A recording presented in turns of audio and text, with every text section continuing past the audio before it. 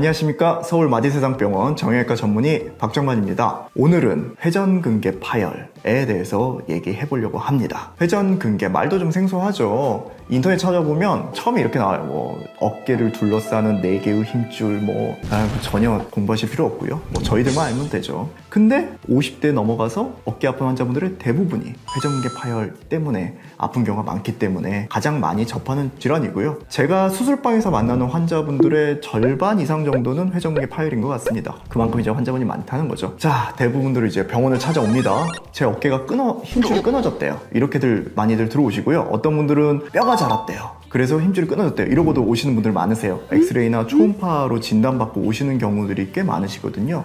저는 일단 정확하게 회전근개 파열인지 확인하려면 저는 MRI 찍으시라고 말씀을 드립니다. 초음파로는 의심은 할 수 있어요. 하지만 이게 수술이 필요한 정도인가까지는 솔직히 정확하지는 않습니다. 그래서 초음파로 물론 이제 진단 자체는 가능하지만 그래도 MRI 찍어서 정확하게 확인하시고 다음 단계 넘어가는 게 중요합니다. 왜? 회전근개 파열은 일단 완전 파열 확인되면 수술로 가는 경우가 대부분이기 때문입니다. 내 몸에 함부로 칼 댈 수는 없잖아요. 그래서 정확하게 MRI 검사하고 치료 방법 결정하시는 게 좋습니다. 그 다음에 회전근개 파열이에요. 이렇게 진단 드리면요. 저 어깨 다친 적 없는데요? 내 힘줄이 왜 끊어져요? 난 어깨 그렇게 많이 안 썼는데요? 집안일 그 정도 안 하는 사람 어디 있어요? 다 그 얘기 하세요. 한 열에 8분은 저한테 그 얘기 하시는 것 같아요. 그럼 이제 그때부터 제가 이런 걸로 이제 환자분들께 설명드립니다. 회전근개 이렇게 생겼어요. 제가 팔도시로 설명하는 걸 좋아하는데 이게 힘줄이에요. 회전근개, 얘는 근육. 이게 이제 내 어깨뼈, 상완골의 골두라는 뼈입니다. 여기에 힘줄이 붙어 있어요. 우리 처음 태어나면 이렇게 짱짱해요. 잘 안 늘어나요. 떨어지지도 않아요. 근데 계속 씁니다. 팔을 계속 써요. 이 위쪽에 어깨 모형 보면 견봉, 이 견봉에 팔을 쓰면서 계속 닿아요. 이렇게.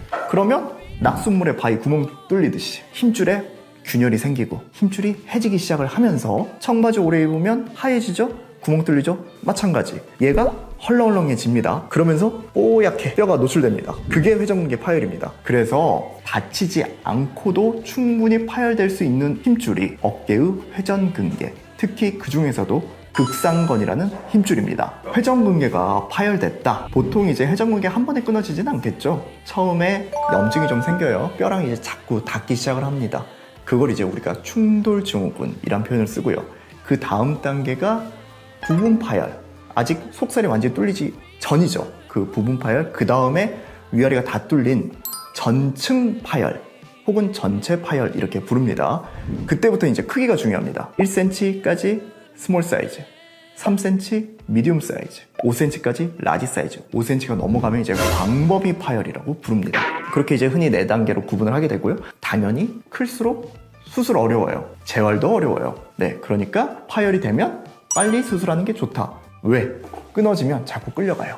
우리 목 쪽은 근육이거든요. 어깨 쪽은 힘줄이지만 여긴 근육이어서 팔을 쓰면서 자꾸 끌려갑니다. 위아래가 완전히 뚫린 전층 파열이라면 저는 가급적 빨리 수술하시기를 권합니다. 간혹 이제 직장생활 때문에 집안 행사 때문에 수술 미루시는 분들이 있거든요. 운 좋게 그대로 있는 경우도 있지만 대부분들은 이제 수술 시기가 늦어지면 재활도 오래 걸리게 되고 수술도 오래 걸려요. 당연히 끊어졌으면 빨리 수술하시는 게 맞다. 저는 이렇게 말씀드립니다. 자, 그럼 수술을 어떻게 할까요? 일단은 힘줄을 제 위치에 봉합하는 것도 중요하지만 그와 더불어서 견봉 성형술이라는 거를 동시에 진행하는 경우가 대부분입니다. 아까 말씀드렸던 어깨의 상완골과 견봉 사이에서 회전근개 힘줄이 파열되기 때문에 둘 사이가 가까우면 꼬매놔도 다시 터져요. 그래서 그 가능성을 현저하게 낮추려면 이 뼈의 아랫면을 많이 깎아줍니다. 흔히 병원에서 어깨 뼈 깎아야 된대요 얘기 들은 경우 대부분 이 수술 방법을 이야기를 하는 겁니다. 무조건 깎느냐? 그건 절대 아니고요. 우리 견봉의 모양에 따라서 좀 다릅니다. 견봉 모양은 3가지로 보통 우리가 구분을 하는데요. 일자형. 사실 일자형인 분들은 파열 별로 안 돼요. 그래도 파열됐다면 조금 다듬어 주는 정도 하면 되고요. 대부분 커브형, 약간 휘어 있어요. 약간 휘어서 어깨 잡고 닿아요. 이런 경우 끝에 살짝 깎아줘야 됩니다. 3번째, 갈고리형. 뾰족하신 분들 있거든요. 굉장히 파열 빠르게 진행해요.